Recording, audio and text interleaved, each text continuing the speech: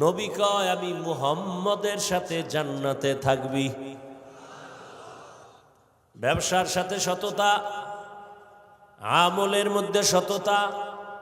বলে কেমন? কয় আমলের মধ্যে বেদাত থাকবে না, আমলের মধ্যে ইমানে শিরিক থাকবে না।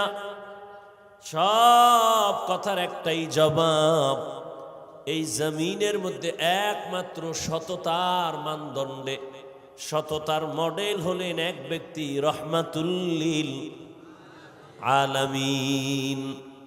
নবীর মতো সততার আর কেউ নাই। কয় কেমন সততা তার? 63 বছর হায়াত, জীবনে একটা সেকেন্ডের জন্য কখনো মিথ্যা কথা বলেন নাই। তোমগো নেতার খবর কি?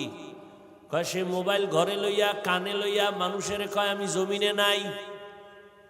নেতার সততা, ঘরে বইয়া মোবাইলে কয় আমি দুনিয়াই নাই।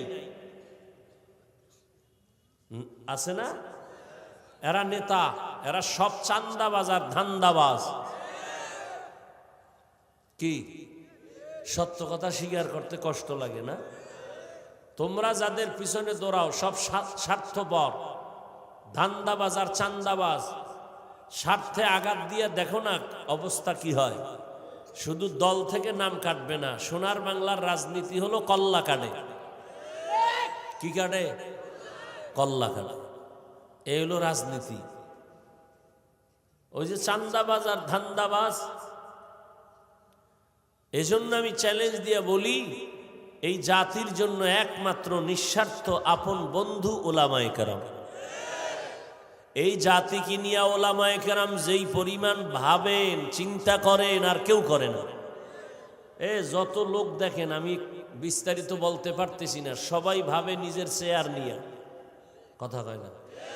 নিজের দল কেমনে রেডি হবে, নিজের গুডউইল কেমনে তৈরি হবে, নিজের নেতাগিরি কেমনে থাকবে।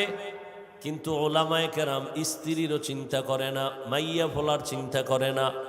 আমার ইমামতি থাক না থাক চিন্তা নাই, আমার ওয়াজ মাহফিল হোক না হোক চিন্তা নাই। মানুষের জন্য কলিজা ভরে দোয়া করে।